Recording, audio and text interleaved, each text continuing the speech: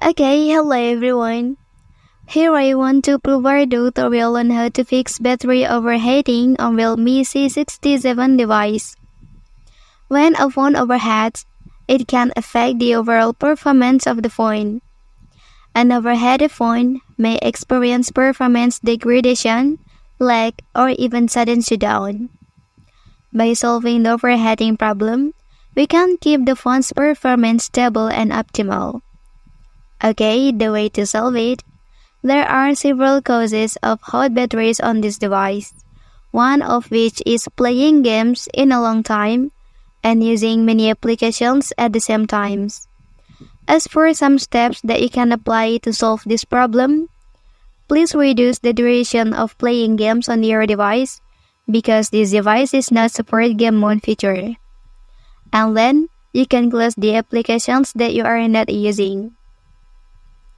Okay, after that, you also have to make sure your internal memory capacity is not full. Okay, now please open the settings menu. And then here you can scroll down. And then please select storage option.